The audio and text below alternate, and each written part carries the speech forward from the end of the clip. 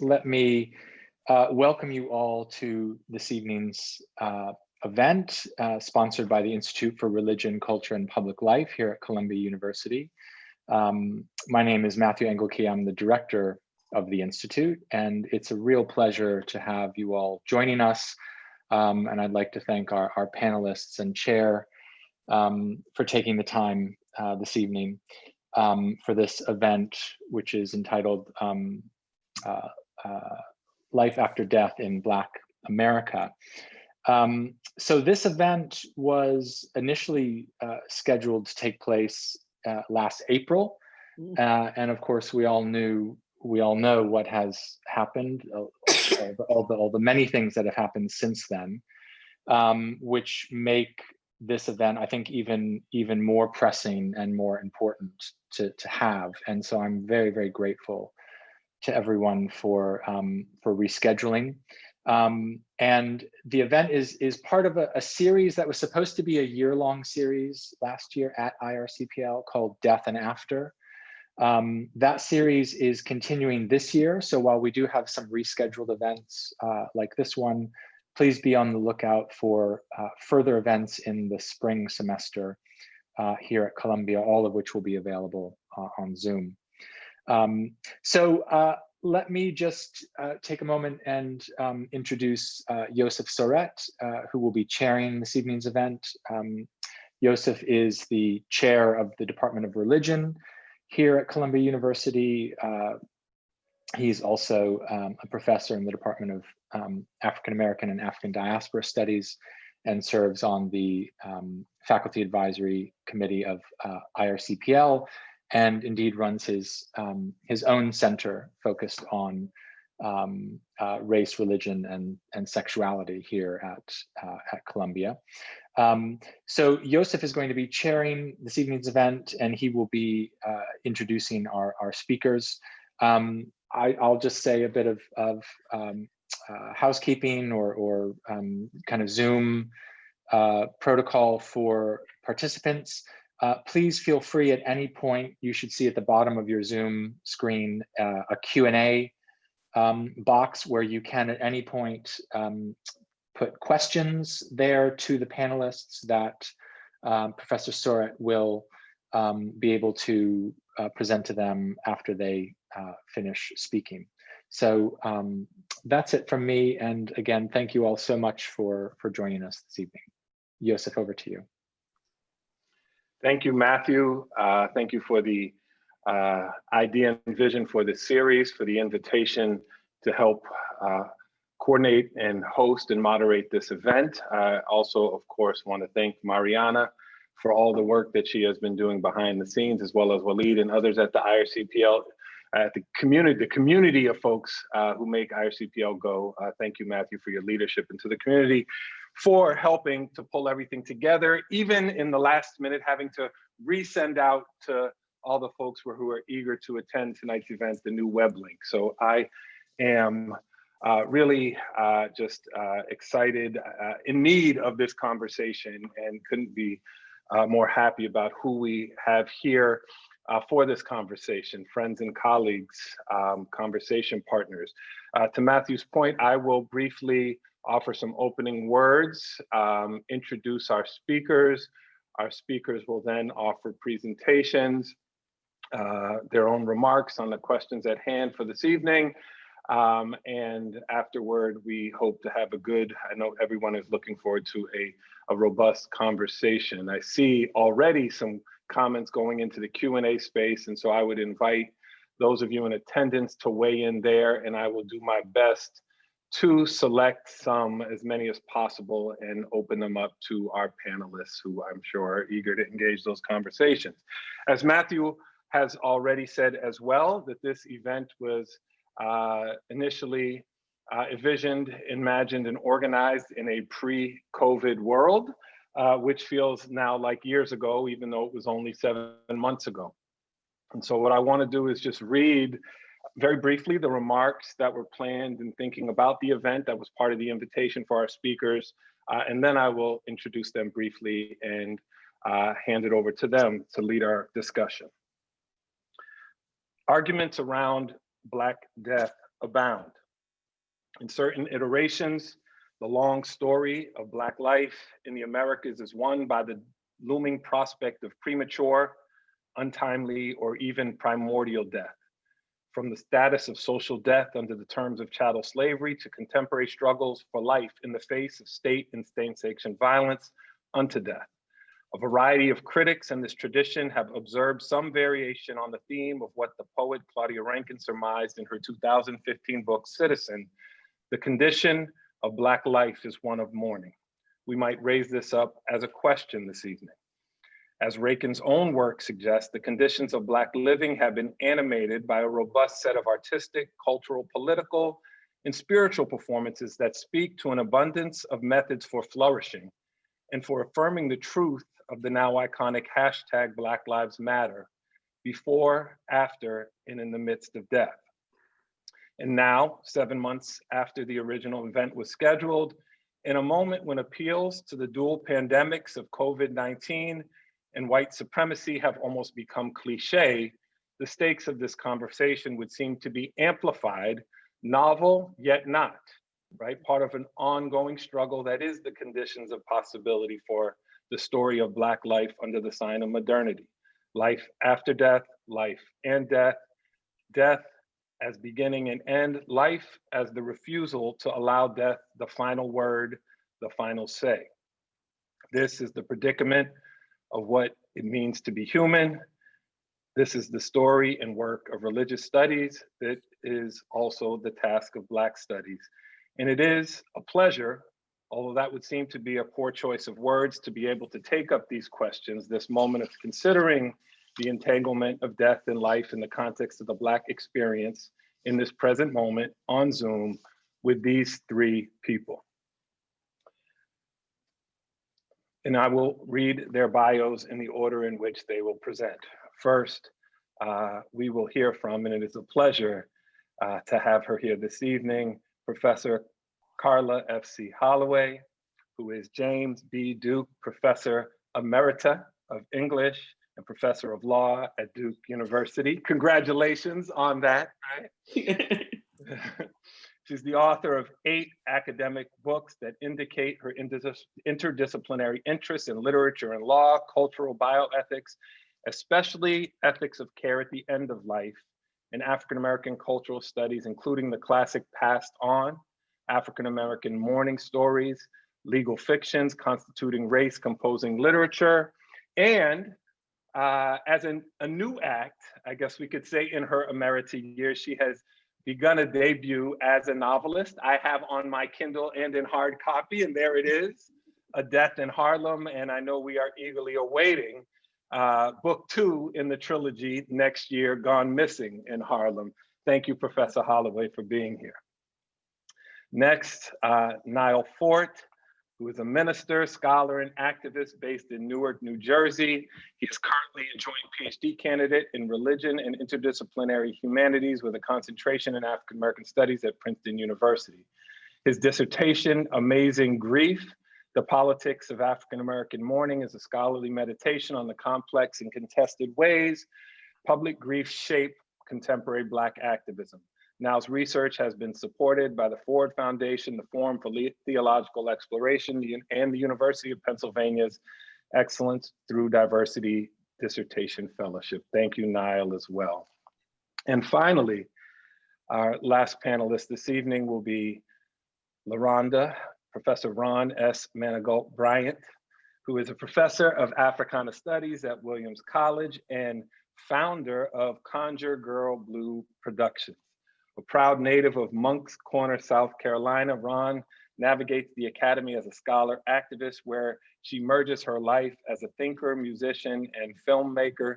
She is the author of multiple academic books, public-facing writing and films, including Talking to the Dead, Religion, Music, and Lived Memory Among the Gullah Geechee Women, and the acclaimed documentary short. I think we can add to that now, award-winning documentary short, which I think is what the social media world has told me, which I'm not surprised, having had opportunity to see the short. Congratulations, Rhon. And she is currently at work on Welcome to Toxic Talavast, I'm not sure if I'm pronouncing that correctly, a documentary on environmental contamination in an African-American community on Florida's Gulf Coast, as well as a monograph entitled Black Crossroads, Mourning Rituals and the Geographies of Space. I feel so fortunate to have the three of you here in conversation, Karla, Nyle, and Rhon. And I will, with that, turn it over to you, Karla, as our first speaker. Thank you so much. Thank you. I do want to say that in the last 24 hours, these comments gained a title. So I'm going to share that. Afterlife, Landscape as Memory.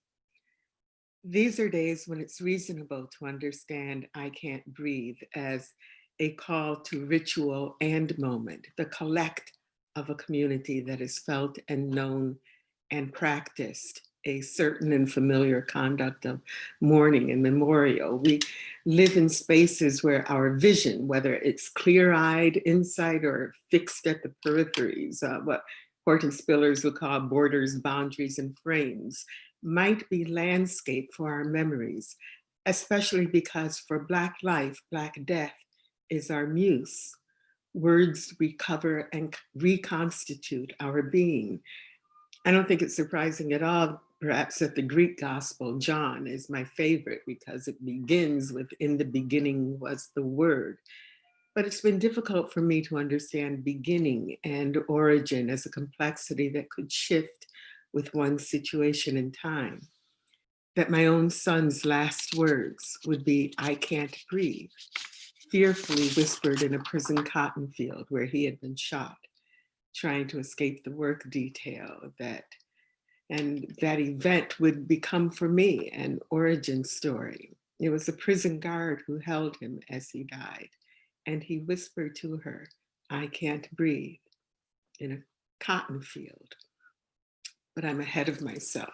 I think these opening remarks as meditation, the word we love to use so much in the field these days, but here's a meditation on the idea of landscape, a textured rememory. Morrison described it as a picture, as places still out there in the world, right there in the place where it happened.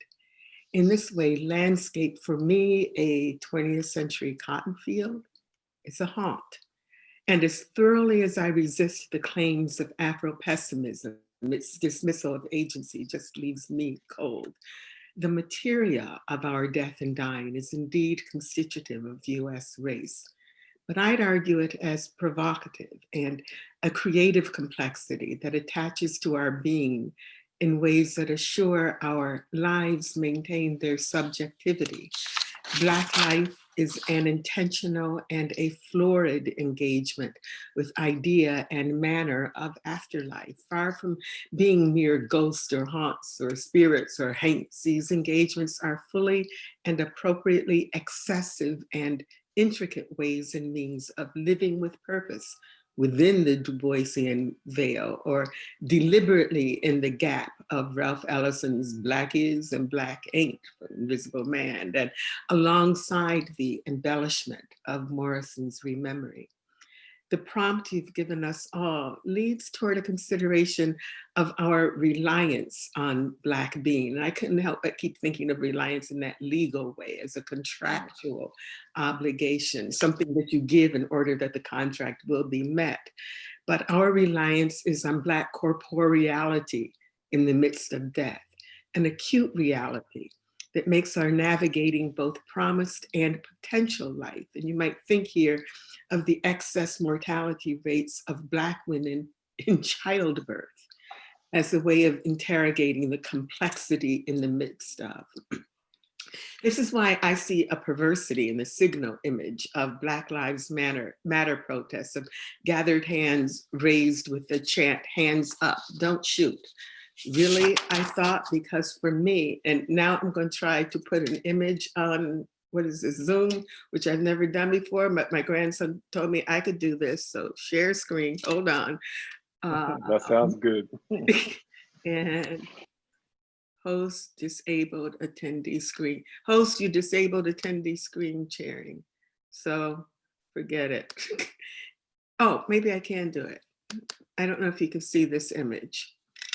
But if you can't, I can just go on. Is there an image that shows up? Nope. Okay. All right. So it's an image. It's a wonderful image. I haven't been able to trace it, but it's a lawn, a field with black hands raised coming out of the ground as if they are a cemetery. And for me, whenever I heard Black Lives Matter and the whole notion of, you know, hands raised don't shoot, I just kept thinking of hands raised from the ground. So that idea was more provocative to me than the protest performance. But despite my response to the performance of the protest, what I'd ask you to notice is that there is a sustained performativity attached to Black death and dying. Even the whole notion of dyings just made me shudder. And every time I saw somebody lying out on the ground in a performative way, I just said, nope, not gonna happen with me. But I do understand why this happens. Each image and each response provokes an inversion of our given focus, life after, for me to afterlife. Our reconstruction of Black life as an accompaniment to Black death is a cultural, collective, and a persistent fancy. It is want as much as our desire. It means that the kind of resilience I've cultivated is existentially corporeal, being and body both. And I don't believe that I'm unique at all in the ways that cannot reconcile my own negotiation with the presence of race in America without a morbid imagination that exceeds boundaries attached to breath. I'd even suggest that irreconcilability is a reasonable and salvific objective. It's why we shifted back in the day to Black is beautiful. Inversion is an architectural process. My own being is set by tone. I used to tell my piano teacher that I didn't like to count aloud the rhythms of the assigned piece. He'd have me go 1 and 2 and as I was playing, because my voice sounded flat and dull, I finally told him, against the piano's resonant tones. I remember that day's lessons only because of his response. My teacher was Reynolds Scott, who was a rather renowned, although I didn't know it at the time, jazz artist. And I think today, I remember it so well, his drawing back from the piano where we sat together, being very still for a moment, and then he quietly acknowledged the angst in my tone was recognizable to him. It wasn't to me until many years later. I think it was clarified best for me when I wrote about my mother's singing in my book, Bookmarks, which I happen to have right here in case you haven't seen it. But in this book, which I wrote about reading, I recall how my mother sang.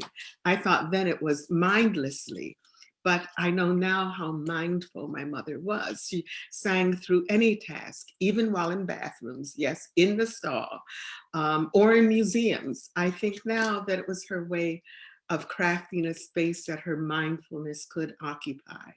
Voice, words, tone were sanctuary, and her urge for sanctuary, which is now my own, that want of the interior, that preferred residency of a still life is solace. It's a place where words maintain when being, act, and self are challenged. So for me, this is all to say that words are translation and transition, and death reliably bears witness. When Brianna's death and George's, Sandra's and Michael's, Ayana's and Trayvon's and little Tamir's became foretold chronicles.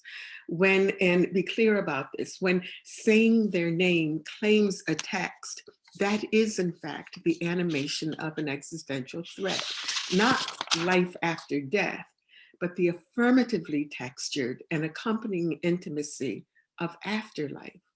Life after seems insufficient to me, too slender to convey the heft of our days.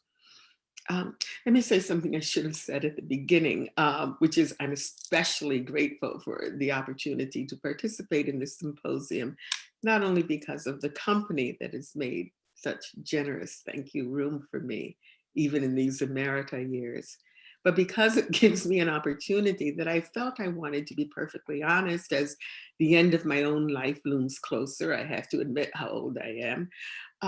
Certainly the demographics of coronavirus morbidities filter into and even encourage these meditations. And I'm happy to say more about that later.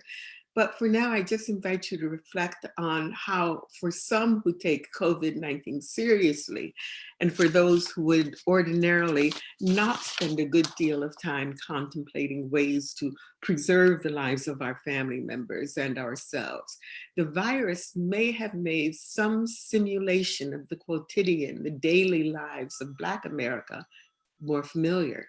Perhaps not in kind, but in degree. How we might be while being less vulnerable, how we might claim a social presence or isolation as fortitude, where to be and not. I believe that there's something compellingly contemplative and that even feels necessary in considering how life is spent. And that feels helpful and correct and not at all grim.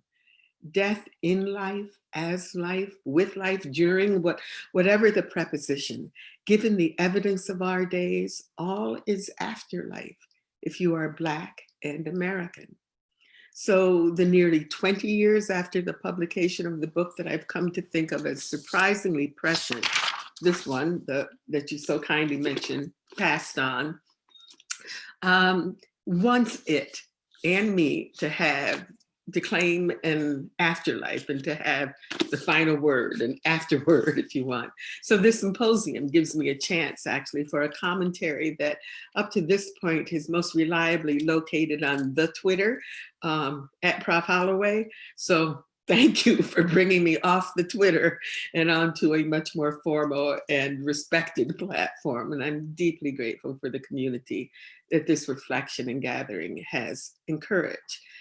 Now, I want to give two specifics. First, Life After Death in Black America, as our title, felt as if it were a deliberately provocative proffer, that these two states, life and death, are distinct and disjunctive rather than fluid and interdependent.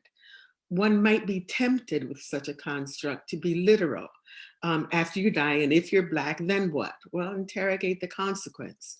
Perhaps it invites a particular kind of consideration from a spiritual or religious view. I'm thinking here of how when Blacks in America realized the conditions of our beings and what that might engage, we reframed, gave a new architecture to Christianity into an imagined life after in order to dislodge the conditions of our daily lives. Managing Black life is a process of learning loss.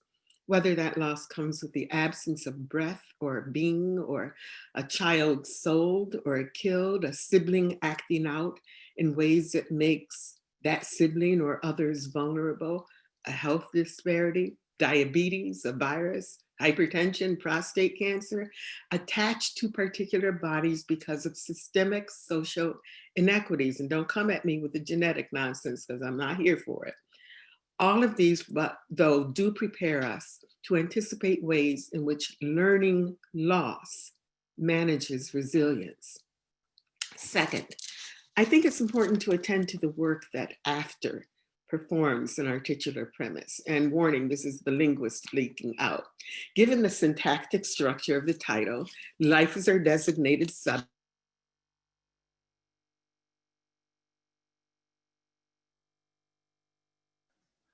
All right, one moment. It's not just you all. We have a quick technical issue here. Let's see, I think Mariana will email her. Oh, there we are. Karla, we lost you for about 30 seconds. We were going into your second example. I can do that again. Okay. Perfect. Thank you. Second, I think it's important to attend to the work that after performs in our titular premise. And this is the linguist in me leaking out for just a minute.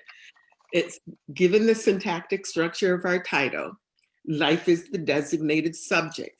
But in fact, in a bit of linguistic playfulness, jouissance, it occupies both the subject position as well as implicitly operating as a modifier, but perhaps not as the fully bodied subjective authority that life might recall. but more closely resembling, and with what I'd suggest is the more resilient haunt, the shadowy afterlife that attaches and survives grammatical modification and is, I would argue, the origin, the thing that comes before.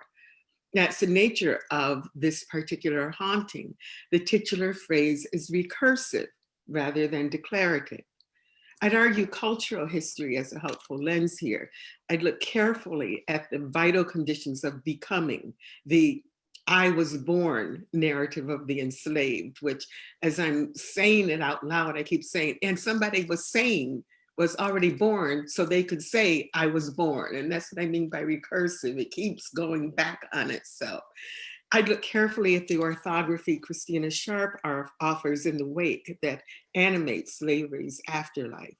Sharp's consideration appropriately positions the compound afterlife so that death is, perhaps perversely, understood as life's animation, its production, the productive consequence of slavery's haunt. So situated here at the interstices, our positional advantage might leave us with a kind of inner vision that might otherwise be the sole domain of Stevie Wonder. But we get sensory amplified, we get thick.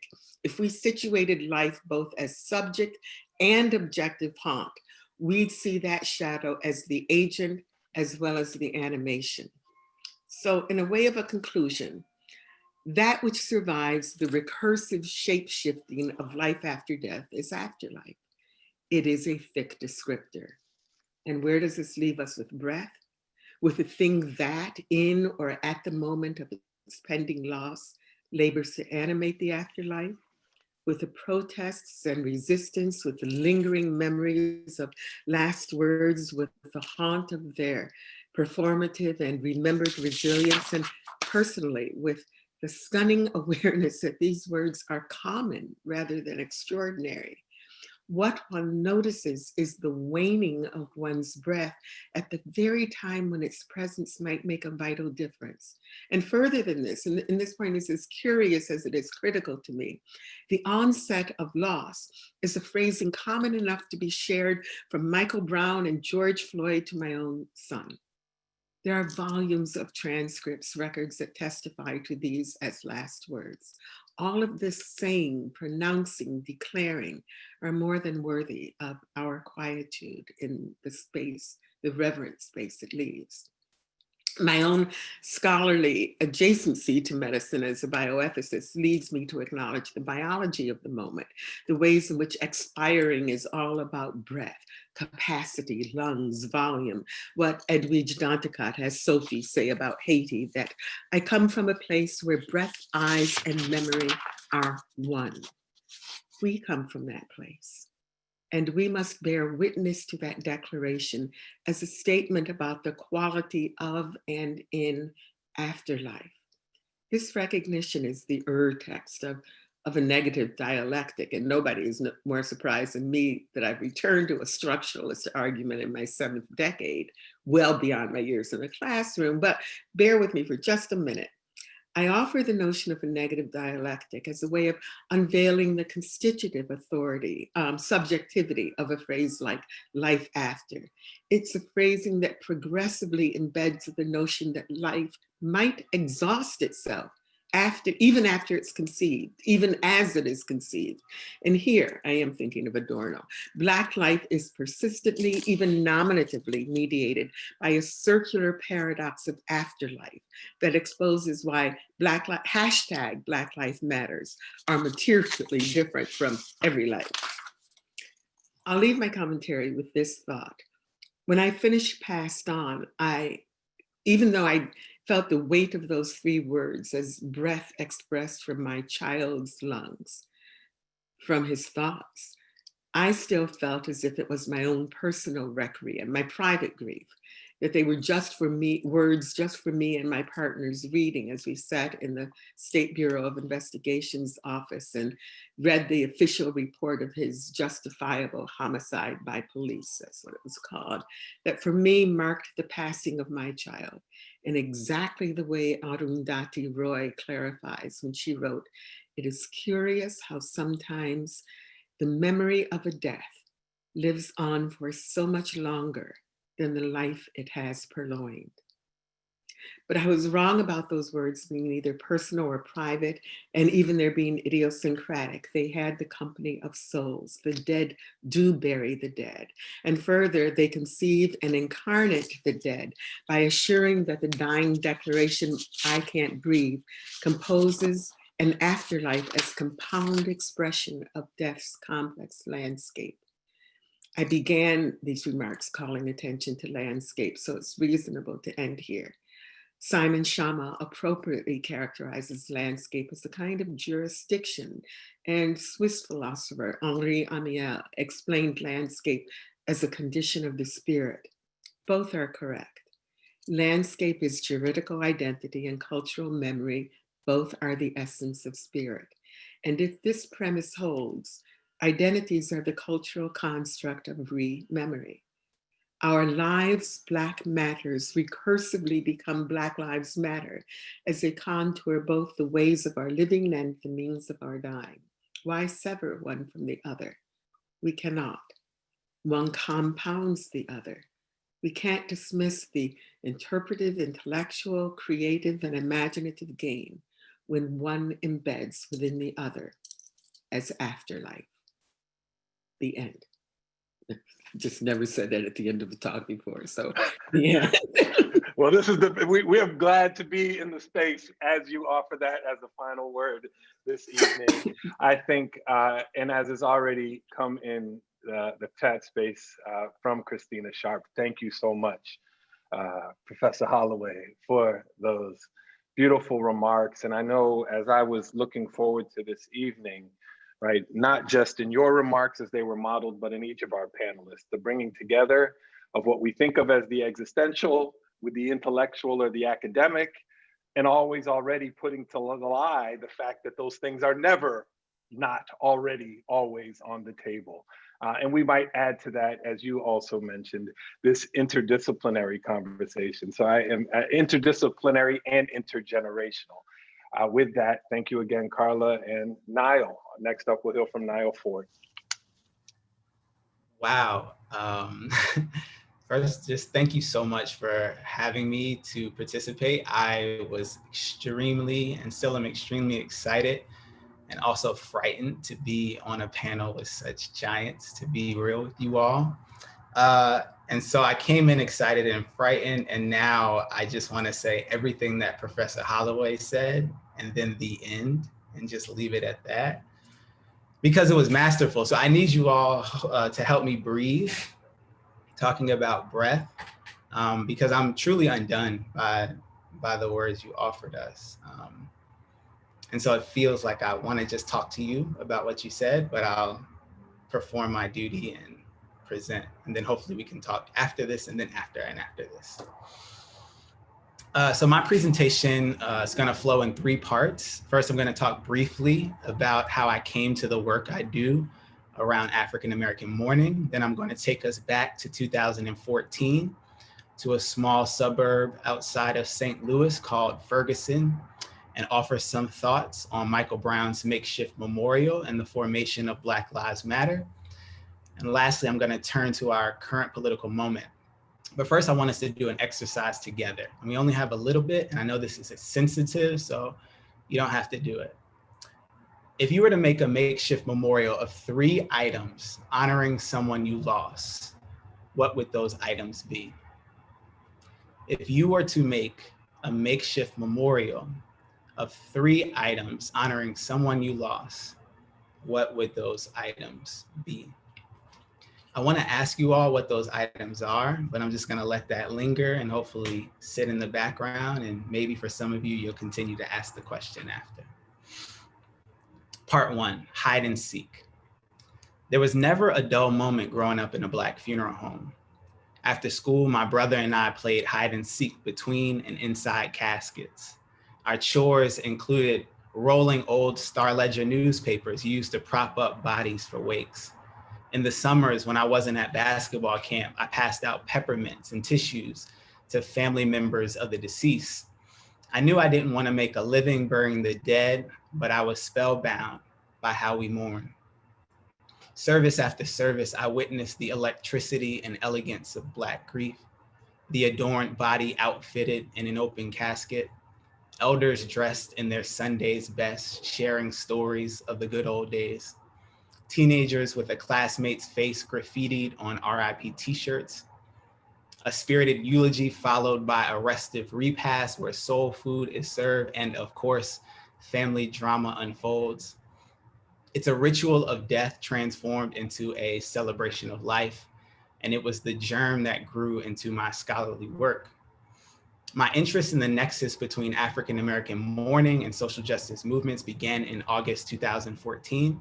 2 months after graduating from Princeton Theological Seminary, I traveled to Ferguson to protest the shooting death of Michael Brown at the hands of white police officer Darren Wilson. Amidst the rebellion, I became fascinated by how Brown's memorial was an epicenter of protest activity, and more broadly, how grief mobilized activists and local residents into action. The shrine became a site of political contestation where marches began and ended, prayer circles cascaded into street protests, and teddy bears sat between cardboard posters that read human rights violation and end police brutality. So I entered the PhD program because I wanted to make sense of my experiences in Ferguson and growing up in the funeral home. I'm not sure how much sense I've made over the last few years, as you might notice in my presentation. In many ways, the more and more I study, the more questions I have, and the more I realize how much work there is to do.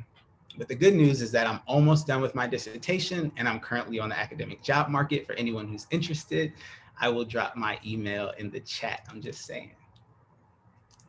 Part 2, a rose from Canefield. Did you hear about the rose that grew from a crack in the concrete? Proving nature's laws wrong, it learned to walk without having feet. Funny it seems, but by keeping its dreams, it learned to breathe fresh air. Long live the rose that grew from concrete when no one else even cared. Tupac Shakur. You know as well as I do that people who die bad don't stay in the ground. Toni Morrison. Christmas was around the corner, but few of us were in a festive spirit. As families across the country decorated trees to celebrate the birth of Christ, we adorned a tree to honor the death of Von Derek Myers. Myers' makeshift memorial was more than a quotidian response to premature Black death. Protesters gathered around teddy bears and empty liquor bottles to mourn, sing, strategize, comfort one another, and dream of a world free from racial oppression. The street monument became a rest stop for the weary and a vehicle for grassroots organizing. 15 miles away, another makeshift memorial sat in the middle of Canefield Drive. Just 2 months before Myers' death, white police officer Darren Wilson shot and killed 18-year-old Michael Brown. To add insult to injury, the St. Louis Police Department left his lifeless body on the concrete pavement for 4.5 hours. Canefield residents immediately hit the street and demanded answers, but their response exceeded tense conversations with police. Before Mike's blood dried up, residents built a memorial in the same part of the street his body laid sprawled. As local protests coalesced into a national movement, critiques that activists failed to articulate policy demands came out of the woodwork, from Hollywood to the White House and even some BLM activists.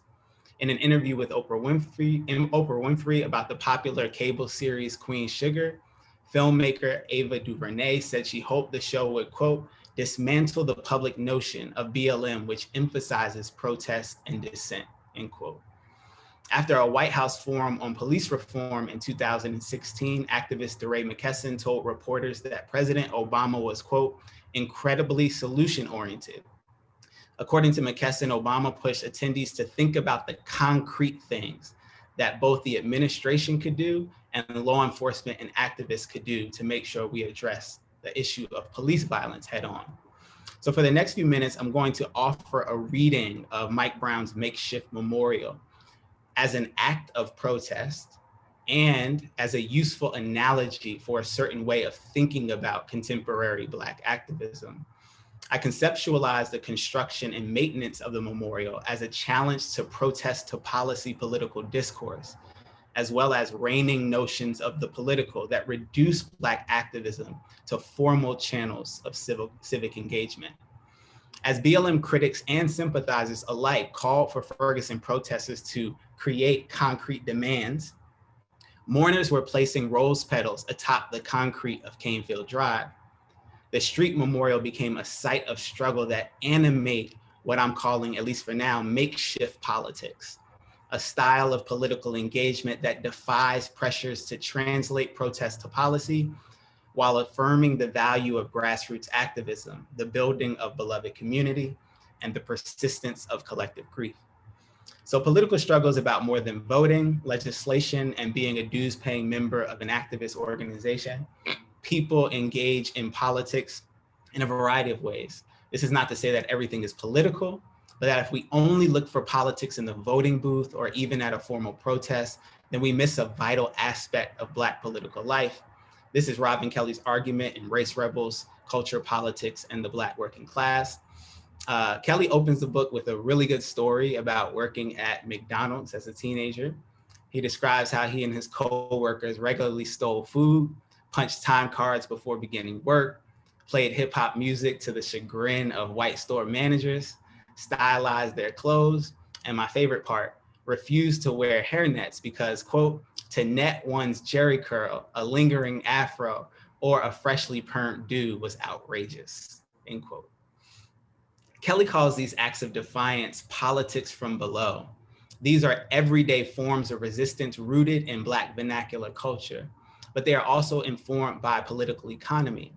Everyone doesn't have access to formal sites of political engagement. This isn't to say that poor and working class people don't do activism, but that without access to recognizable channels of civic engagement, oppressed communities invent other ways of doing politics. Politics from below is a useful way, at least for me, to read Mike Brown's memorial. The shrine did two things at once.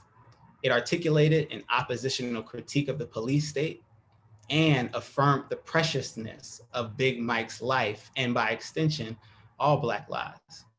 Justice for Mike Brown was written on American flag balloons, illustrating the contradiction that the nation is built on the precepts of liberty and justice for all. Between candles and crosses were posters that read human rights violation and hands up, don't shoot, which became a popular rallying cry during Ferguson protests, as well as demonstrations across the country.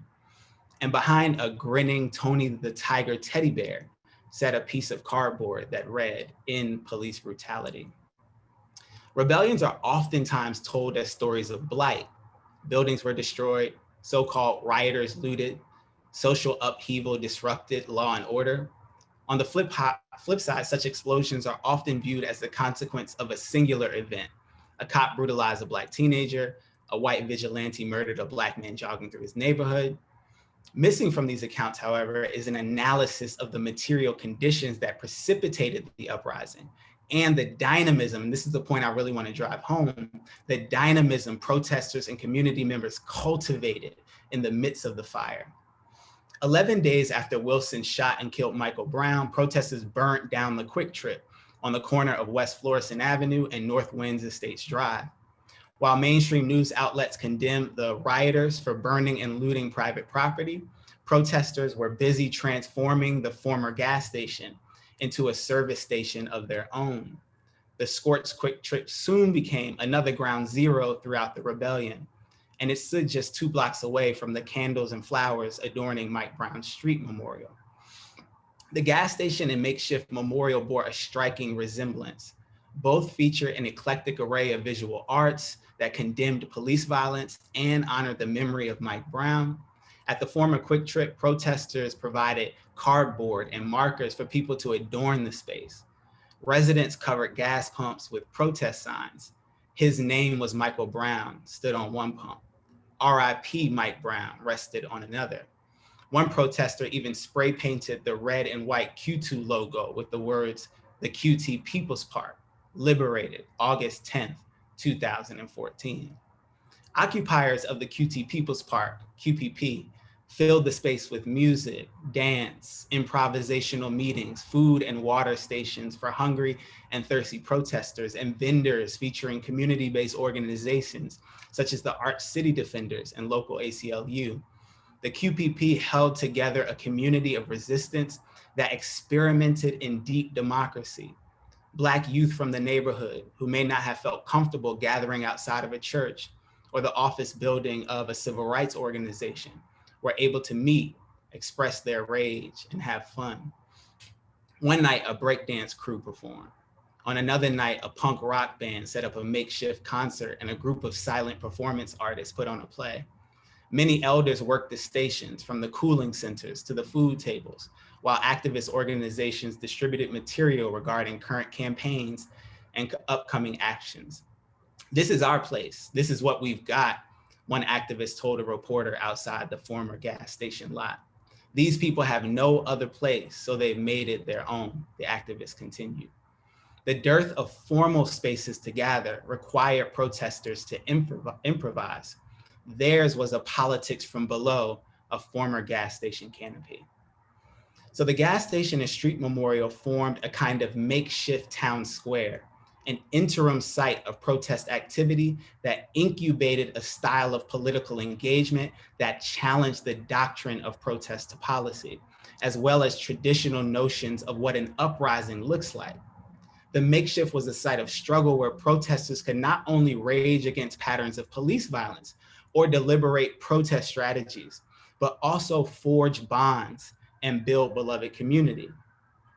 Several chants were popularized throughout the Ferguson Rebellion: no justice, no peace, hands up, don't shoot. My favorite at the time, but I'm an abolitionist now, so it's not my favorite anymore: indict, convict, send that killer cop to jail. The whole damn system is guilty as hell.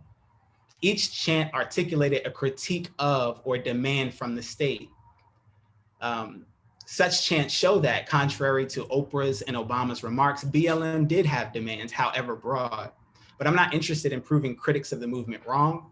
I'm interested in a set of politics perhaps best articulated by former Black Liberation Army member and current political exile Assata Shakur. It is our duty to fight for our freedom.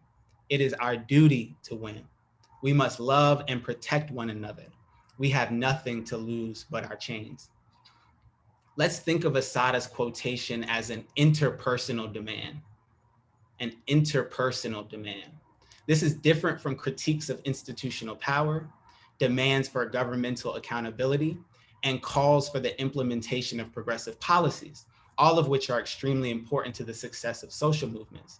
But also important are the demands protesters make of each other. Protesters make of each other. So there's an ethical dimension of political struggle the memorial enabled protesters to exercise. It was a space for the aggrieved to practice care, kinship, and solidarity. This kind of sociality, this kind of being together, cut against the neoliberal grain of American politics that places profit over people and market value over moral values. As Wendy Brown and others argue, neoliberalism isn't merely a set of economic arrangements. It is a profound cultural and spiritual force that individualizes and economizes every aspect of our lives, that puts everything and everyone up for sale. Within the neoliberal regime, we are all market actors in a world of market forces. However provisional, the memorial occasioned an opportunity to act and to be otherwise. It allowed for protesters to become moral actors in a world of market forces. Judith Butler speaks to this ethical and social dimension of protest. In Notes Toward a Performative Theory of Assembly, she argues that the value of social movements, what she calls public assemblies, is not reducible to external demands. Quote, "It matters that bodies assemble," she writes, "and that the political meanings enacted by demonstration are not only those that are enacted by discourse. In other words, forms of assembly," I'm still quoting Butler, "forms of assembly already signify prior to and apart from any particular demands they make.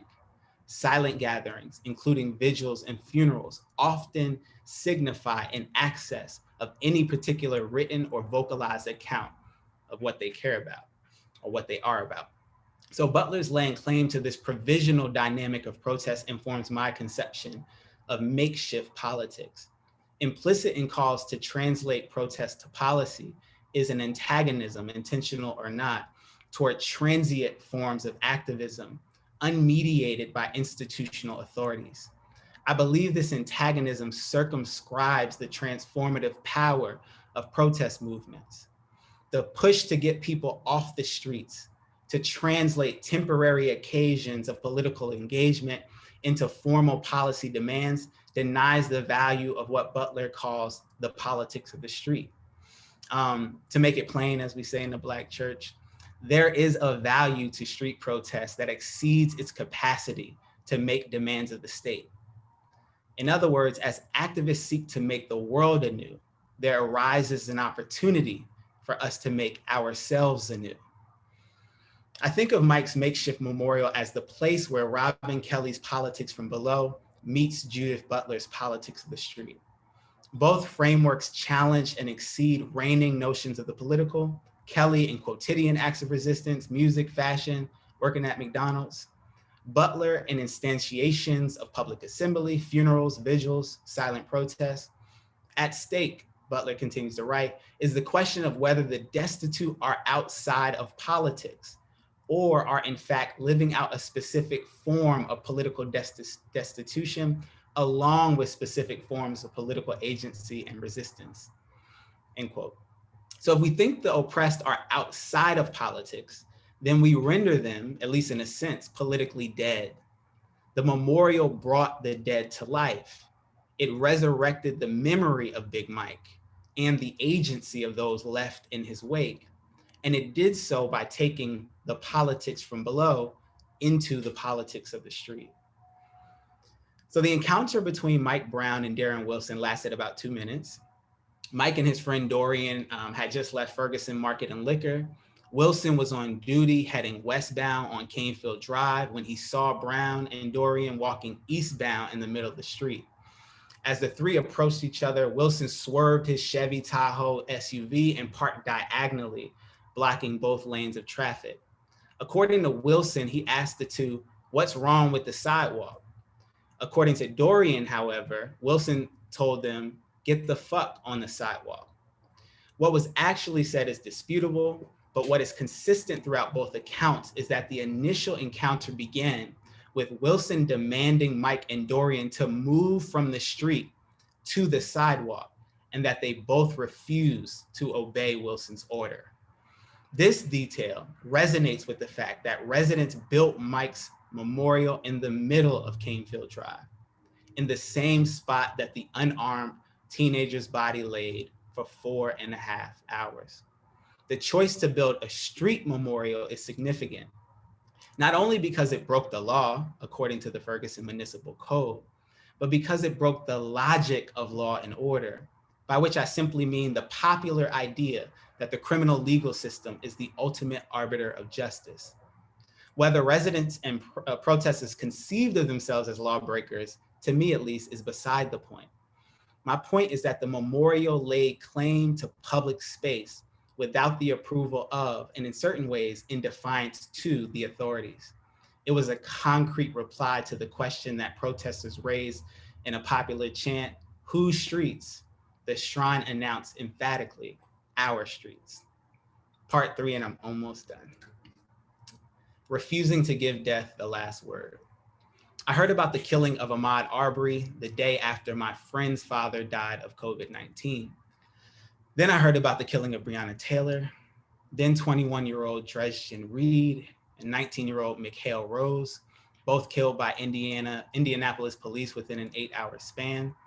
Then George Floyd, murdered by white police officer Derek Chauvin, who pinned him to the ground for 8 minutes and 46 seconds as he pleaded for his deceased mother and yelled, "I can't breathe." I wish I had time to talk about the fact that it takes breath to say, "I can't breathe," and that he fought for 8 minutes and 46 seconds, but I want to hear from Professor Rhon Manigault-Bryant, so I won't do that. I refuse to watch the videos of the killings of Ahmaud, Dresden, or George. I've seen the trailer too many times, different city, different cop, different circumstances, same old horror story. But when I heard that a detective in Indianapolis said, quote, "It's going to be a closed casket, homie," referring to Dresden's funeral, I lost it. I'm used to cops playing judge, jury, and executioner, but this officer had the audacity to assume the role of an undertaker too. It's infuriating. Yet in the midst of all this death and violence, people continue to fight back, risking their lives to save others. Hundreds of protesters wearing face masks chanting, "Whose streets? Our streets," at the intersection of West 62nd Street and Michigan Road in Indianapolis, where Dresden was shot and killed. Residents of Canefield Drive in Ferguson, Missouri, who before Mike's blood dried up, planted flowers between teddy bears and empty liquor bottles.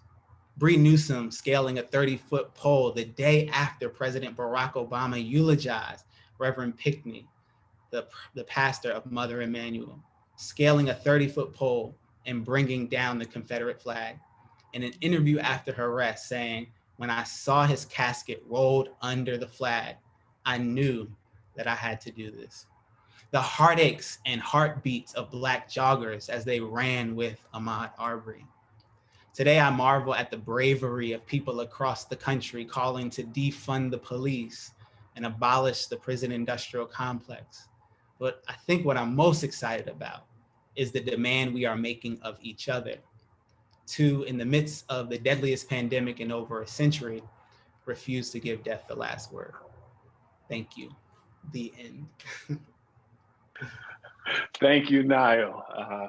Thank you so much. I will just quickly hand it over to Professor Rhon Manigault-Bryant.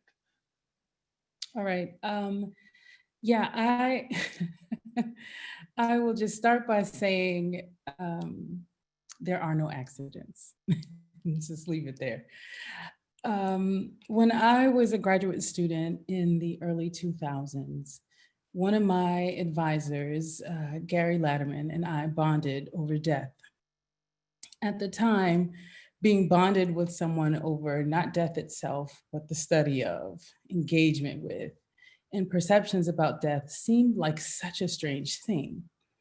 And yet, when I consider the ways that death is always at the edge of Black experience, waiting to enter and disrupt and call attention to the precarious nature of Black life at any moment, this should not seem so strange at all. Likewise, that we are in this conversation should not seem so strange. I have known my good brother Josef for over 15 years, and we have co-conspired on many a thing related to the intersection of Black religion and history and all things between. Thank you, Josef, for inviting me into this exchange. I met Nyle in 2015 at a Black Studies conference when he was finishing an MDiv, and on the heels of his timely work with Black Lives Matter in Ferguson, he just recounted. There I learned of his intimate familial connection to the Black funerary industry, his ministerial drive, and his strong sense of call to combine the transformative elements of Black grassroots activism with the ritualistic elements of Black mourning. It is no surprise to me that he has transitioned into explorations of the ways mourning can constrain and animate political resistance. I anticipate that his project, Amazing Grief, will have a long life. And I am, after all, an extension of Karla, Professor Holloway, who saved my life when I was an undergraduate. At a crossroads, the burgeoning kind of crossroads of adulthood, in the late 1990s, she literally made sure that I was not expelled and that I did not go to jail for my own political activism, which is a story for another day. She did then what all good Black faculty administrators do, work unseen, on the behalf of Black students and colleagues. The irony is that she saved my life while she was living in her own personal tumult, namely that she could not save her own son. It is a shocking thing to say aloud and to remember, yes, and yet this is a story that she powerfully and transparently detailed a few moments ago, which I didn't know that she would say, but also in her memorial passed on, African-American mourning stories.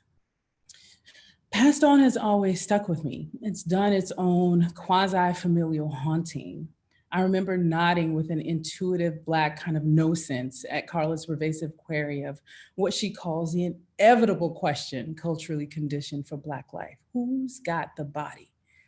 That question has lingered in my Black Southern home my home space and beyond funerary spaces even. I was terrified of the way she framed the pervasiveness of Black death and dying. What Karla stated in 2003 still bears truth. There is something very wrong with the idea of Black death and dying. Not because Black people confront, experience, and grapple with death, but the ways that African Americans have a particular vulnerability to an untimely death in the United States. This is terrifying, and not for fear in and of itself, in as much as for familiarity. So that we are here today, continuing this conversation and trying to show yet and still why the frequency, the familiarity of Black death is its own pervasive plague in these un-United States of America vexes me in ways that you cannot fully know, but I will try to explain. I suppose this is a long way of saying that, there are no accidents, and especially so when it comes to concerns about Black death and mourning. I'm grateful truly to be in such fabulous company. And I do have hope for a future where Black death and mourning are not so expected. And yet here we are, connected by the ways that Black mourning and Black death and the ongoing relationship between the living and the dead, and the ways that grief is pervasive yet doesn't prevail, it yokes us together. We are Black, and death and mourning, as it always is for Black folks, it can never be too far from our minds. In my remaining time, and I promise to be brief, I'd like to speak from the topic, unlocking that which is not closed to us. It is a fact that a great deal has been written about Black grief as of late. A cursory search in a litany of sources, the New York Times, the Atlantic, the New Yorker, Medium, the Twitter, as Professor Holloway said, yields a plethora of op-eds, commentaries, et cetera, about the ways Black communities are experiencing loss. This prevalence of what I call a mourning discourse can certainly be attributed to the ongoing, highly publicized deaths of Black Americans in law enforcement custody, right? And I was just talking about it. And the growing global impact of the movement for Black lives. The proliferation of, and the commentary, the proliferation of commentary about mourning in Black communities is further amplified, I think, by the existence of a global pandemic. As we now know, African Americans are experiencing the highest COVID-19 mortality rates, despite only making up 13% of the United States population. Now, COVID-19 is certainly its own terrifying scourge. The fact is, we have been wrestling with the imbalanced weight of Black mourning since the arrivals of the first groups of enslaved Blacks upon North American shores. This truth, I think, merely heightens what Claudia Rankine, her observation that the condition of life is one of, the condition of Black life is one of mourning. When I consider Claudia's claim, the condition of Black life is one of mourning, I'm always struck by its profound simplicity, or rather its simplistic profundity. It is a statement of another kind of collective truth, its own, you understood. I always think about that claim in light of Karla's study of death and dying in 20th century African America. Mourning, like death, is also collective truth for Black Americans. And yet, for whatever reason, perhaps because I am, after all, a religionist, and the essence of what people believe and why they believe it is of ultimate concern to me, I also always consider Claudia Rankine's claim alongside a question. Are you sure, sweetheart, that you want to be well? This question derives from Toni Cade Bambara's 1980 novel, The Salt Eaters. In it, Minnie, a local healer, asks Velma, the protagonist, this question, and the outcome of Velma's pursuit haunts the entire novel. Are you sure, sweetheart, that you want to be well?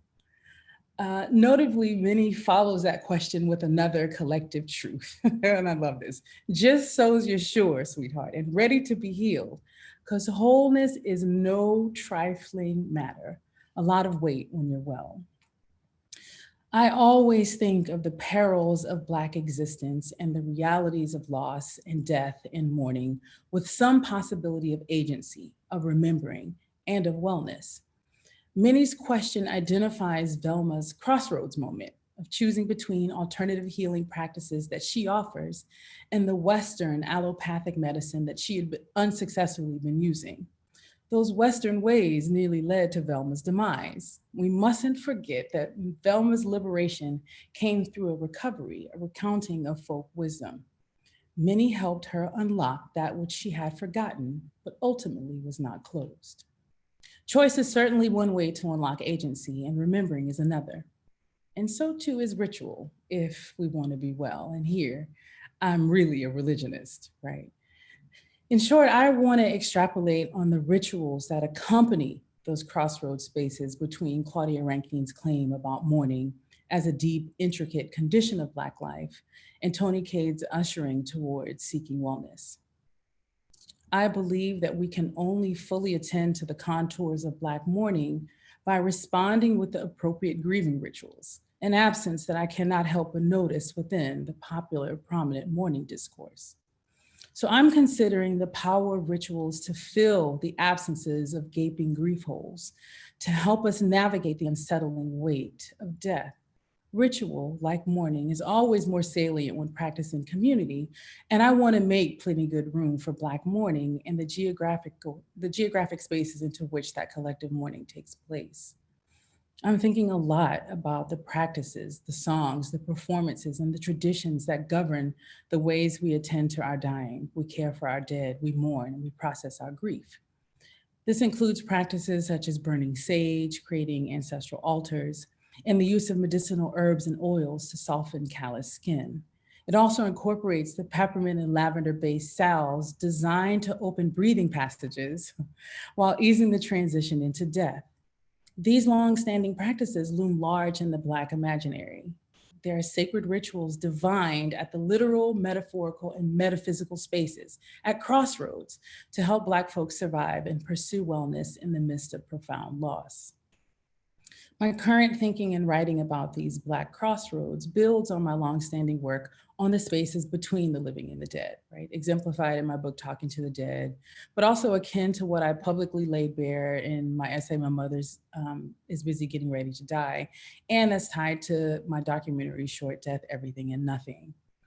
I'm in the midst, right, of creating a larger scale kind of textual and visual exploration of the aftermath of Black mourning rooted in ritual.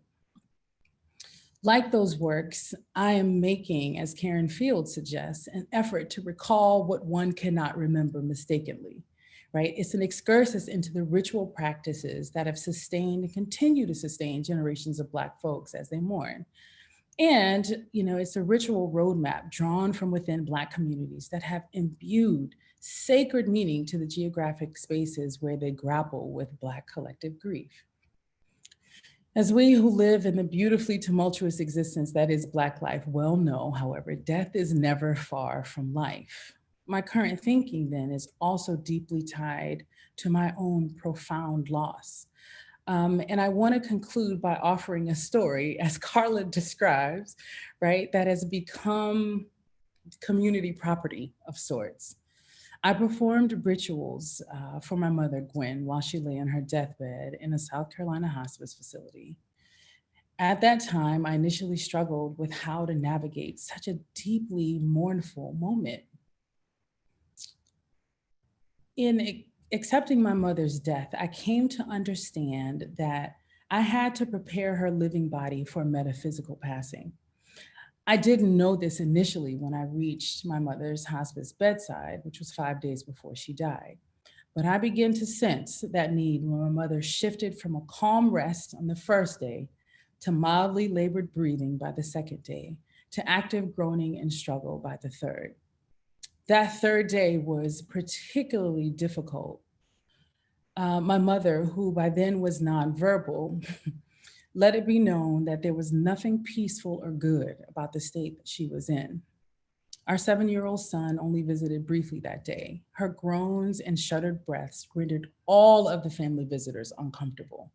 It felt, just as the entire process had up to then, to be entirely too much. Getting to Gwen had been nothing short of a Herculean physical effort, given the interstate travel and statewide visitation restrictions in place during coronavirus pandemic. The logistics of traveling to South Carolina from our temporary home in Durham, North Carolina, was more than a notion. A call from her physician and the hospital administrator confirmed her move to hospice and spurred our hasty packing. 4 hours away felt too long and too far. And yet, by some serendipitous odds, I arrived at hospice within an hour of her transport. Upon my arrival, and after being screened for virus symptoms and filling out a brief exposure questionnaire, I made a short walk down the hallway and entered my mother's room. I immediately went to her bedside. She was lying on her right side with her back to the door. I reached out, I touched her arm, and I said, "Mommy, I'm here." In turn, I received my mom's last self-initiated eye contact, her last smile, her last self-motivated bodily movement, and the last words she ever spoke on earth. She turned, she looked over her shoulder at me, and she smiled. "Hi, sweetie."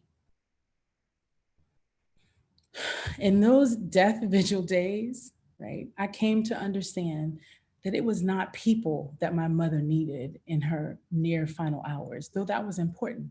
She needed ritual. I had already created a makeshift ancestral altar that I set atop a small corner shelf with a note. This is what the note said: "Please do not remove these ancestral offerings for Gwen Manigault. I will be sure to properly dispose of them when it is time. Thank you, LaRonda, Gwen's daughter." As someone steeped in the study of Black religions of the global South, I followed the well-known tradition of creating that altar with an item for libation, water, food, crackers, and a personal item, a small lock of my mother's hair, to honor the dead while making a path for mommy.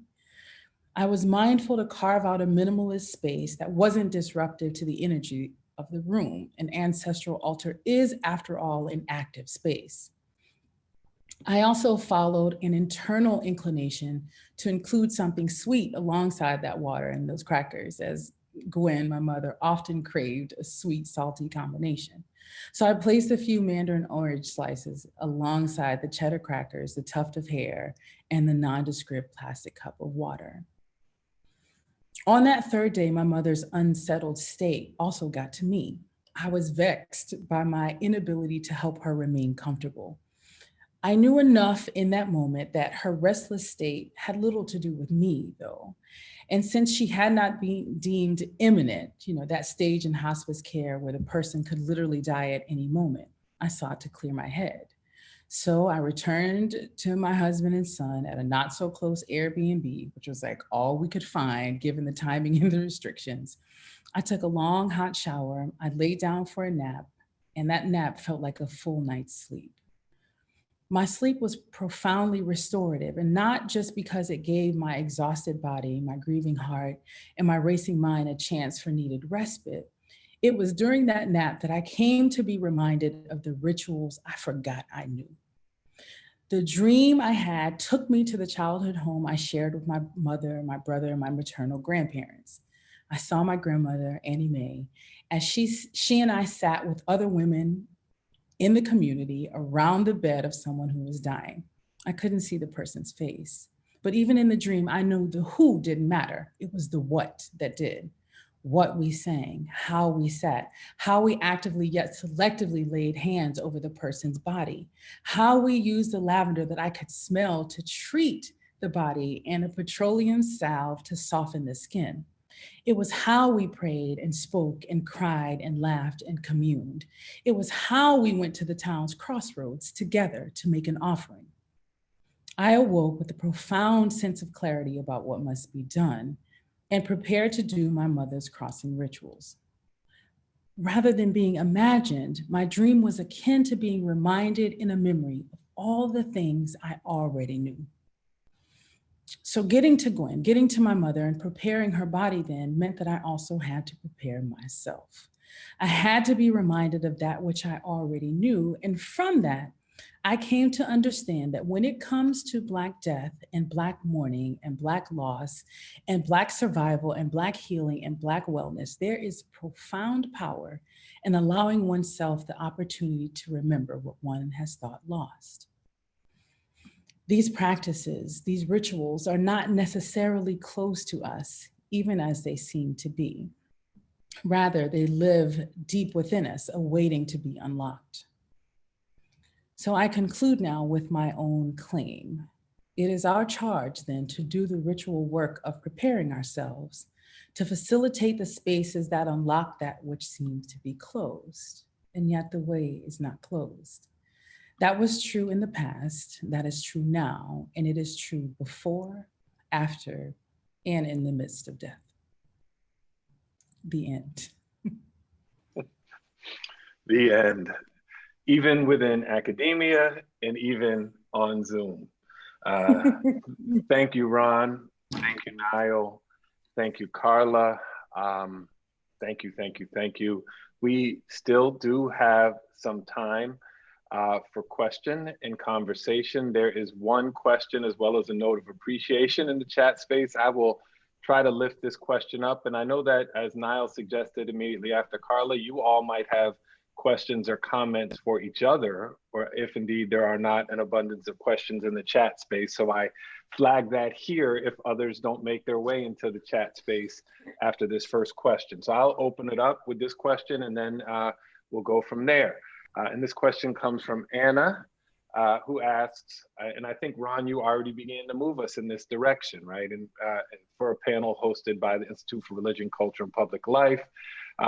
What level and manner of impact on views of life, death, afterlife, and rebirth do African diasporic systems of belief and practice, such as voodoo, hoodoo, and Orisha traditions, have on Black culture and resistance in the Americas, both historically and or in the contemporary period? And I should say this question comes from someone who identifies as a deeply appreciative member of the Order of the Good Death. So so the question of where African diasporic religious traditions, or the degree to which, right, a variety of religious traditions are entangled and coexist heterodoxically alongside each other within the context of the Black experience, not just to Rhon, but to all three of you. Thoughts, questions on, or responses to this question? Well, I would just say very, I would just say very quickly that I think that we are required in this moment, in this time, as we always have been, to absolutely call on them, to utilize them, to incorporate those practices and traditions. And I would argue that that's part of what we've forgotten, if that makes sense. Not because we've literally forgotten, but they've been, kind of pushed aside. And some of that is because of, Christocentric domination in, Black American life.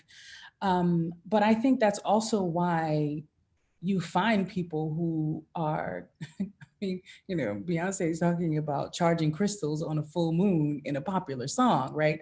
I think that there's a way in which there is a longing for, an aching actually of a connection to those traditions. And so I would say that we are required, we should make room, because a lot of the Western, ways of knowing and practices that we've been steeped in feel insufficient, and it's because they are. It's because they are. So I would say that there's lots of necessity, which is why we need the folks who are doing that work to also train other people, right, in those practices too. But that also requires people being open, right, to incorporating them. So for me, part of what I was capturing in, that experience of ushering my mother from living into death as best I could, had everything to do with the frustration of the Western ways and traditions that I had grown up in some ways not being limited. They could not do the work that was necessary, and it required me stepping away from them and tapping into other traditions, other practices that are absolutely from a broader, Black diaspora, practice, incorporating them, and then, could the appropriate transition and passing rituals and grieving, et cetera, happen. Thank you, Rhon. And go ahead. Yes, please go, Karla. The link between us is really quite extraordinary. Now I'm a funeral home child too, and played amongst the caskets. This was my uncle's funeral home in Louisville. And Rhon, if I'm remembering correctly, your family, the Manigault funeral family of South Carolina, which when Rhon was my undergraduate student and I was in the midst of writing, passed on, and there's a picture in there of the 1920s cars lined up in front of your family's funeral. It was because she mentioned in class, that's my family, when I was talking about my work. So we all funeral home kids here. I did not know that. I knew. And they're in the book, all of them. But we also know that that's a very institutionalized, Americanized practice, the funeral home. But I think it waxes and wanes, the diasporic traditions. I went to, a quite unhappy occasion in my family when my brother-in-law died. He was Nigerian, and we buried him in the village and in Nigeria. And one of the things I noticed was the ritual of food. And the Nigerians didn't get this one right, because the family has to prepare food for, the bereaved family has to prepare food for all the villages around. So anybody who anybody who's hungry comes to your funeral, because you're preparing giant pots of goat and cow and meat. But food is important, just as it's important in our Black traditions. The dress is important. The family in Nigeria all wore the same cloth. And I've noticed, I think it was since Michael Jackson's funeral, when all of the brothers who carried the casket wore matching ties. I'm seeing more color coordination in Black funerals now, especially amongst pallbearers. And that's emerged, that's why I say waxes and wanes. And I don't think anyone would attach that to a diasporic practice, something that also happens in our diaspora, in our distant diaspora. But I think that as institutionalized as we are, family always attends a funeral. Well, deal with that in this COVID era. Food is important.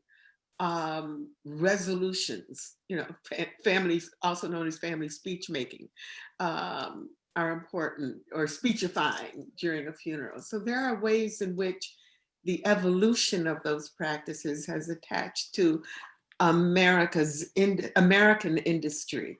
But I still think there's a distinctly Black funeral tradition. I wrote passed on because I thought it was disappearing. I don't think it is. I think they're in the streets now, as you were saying, Nyle. We look for our memorials. We don't leave them in the graveyard. We used to pile those things up at the gravestone. Now we put them out in public and put them on t-shirts because y'all weren't paying attention. I said somebody died, so I'm gonna put it on my t-shirt so you acknowledge my grief. So I think there are ways in which we are pushing through the institution to acknowledge the culture. But these are all FHK, funeral home kids, right? On your page. Josef. That was not a part of the deliberate plan, but things happen as they should.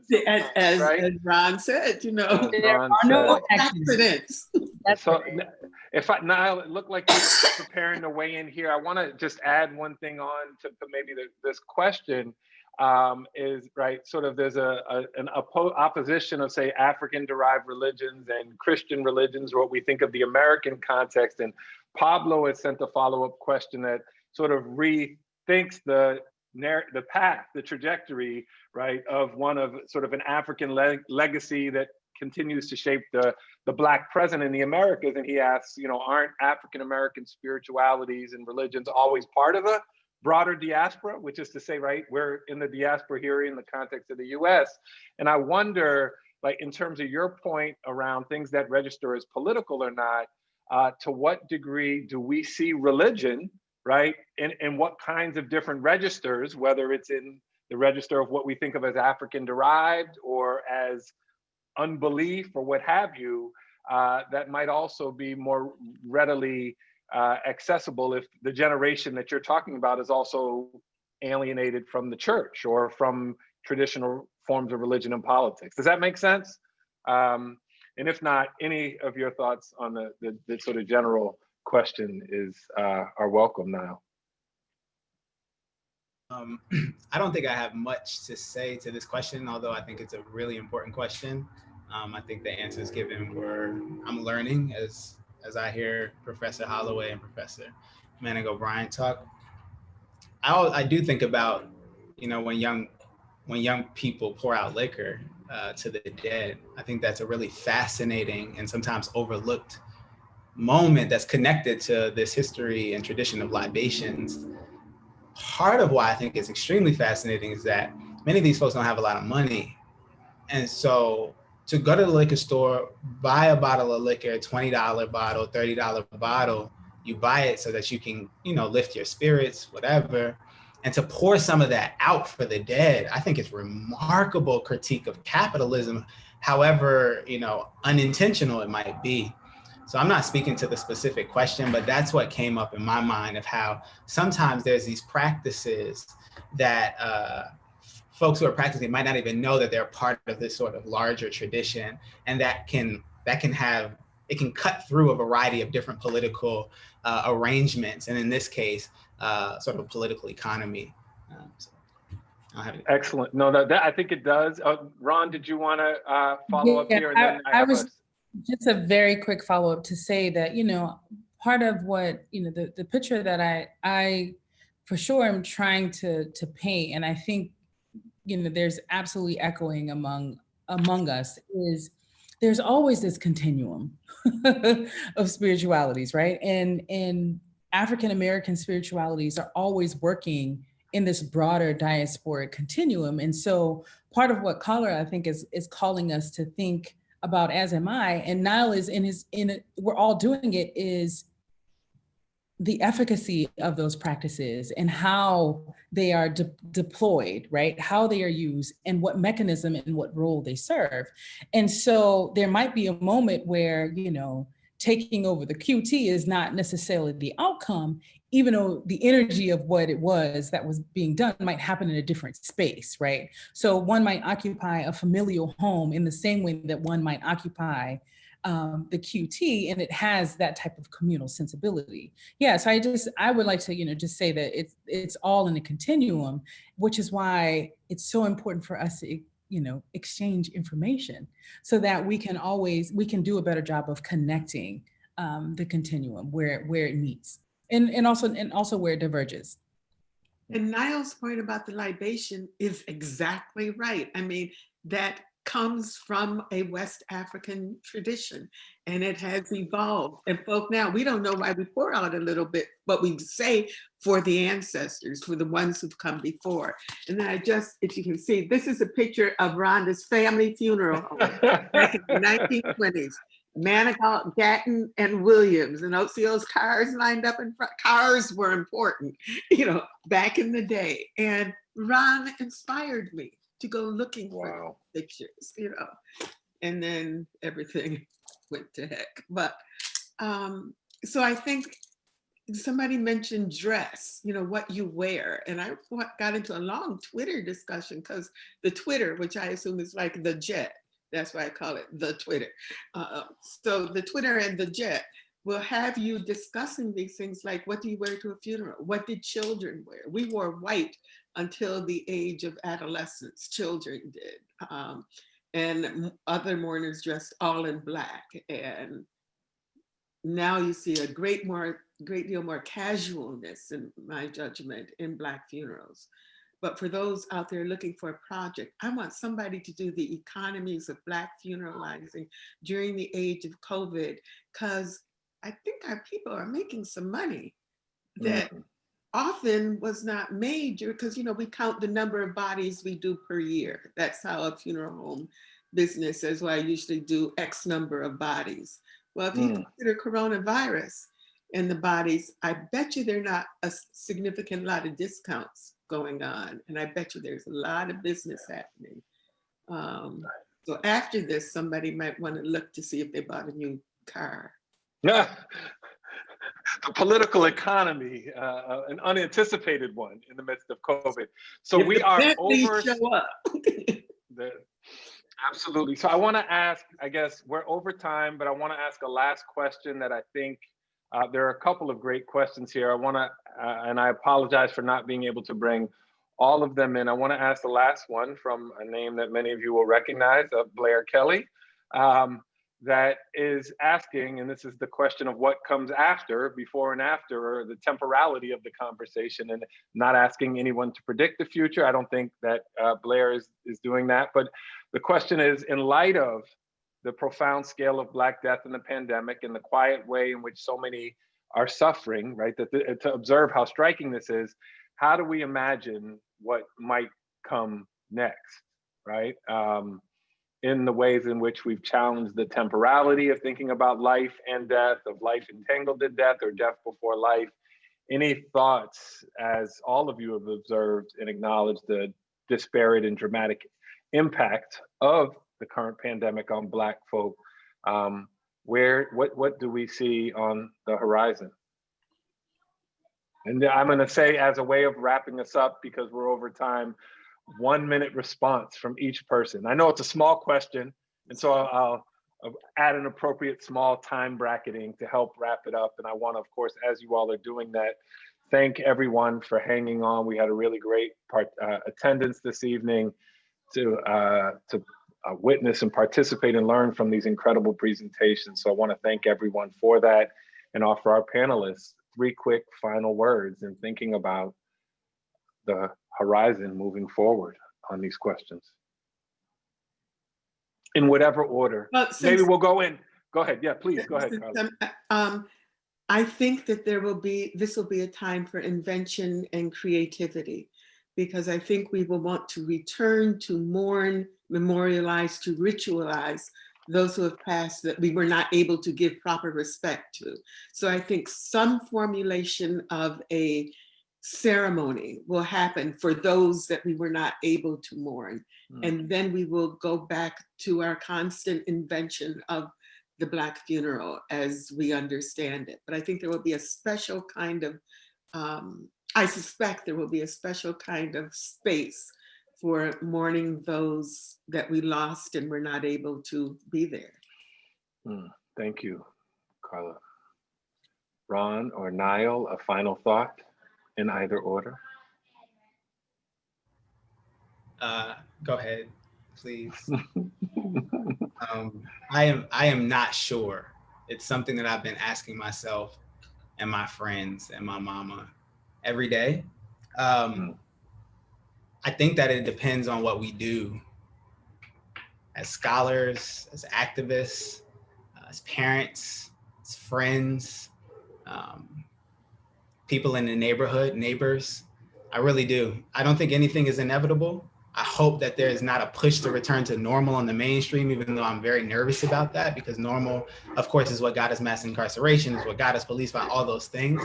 But I am very excited, even in the midst of the ambiguity and the chaos, that there seems to be, especially an emerging generation of activists who are not simply trying to tinker with the system as it currently stands, but as they watch the empire collapse underneath their feet, are clinging and reaching and imagining for a completely different way of being together. I don't know what that's going to be like, but I am excited to be a part of the struggle to make it happen. Thank you, Nyle. I would just say that, you know, to Blair's question, it's a really great one. And I too spend a lot of time thinking about it. And I would, you know, in many ways just co-sign offer a collective cosign. So what Karla and Nyle have offered, I think there will be lots of ambiguity, but I also do think that there will be lots of creativity.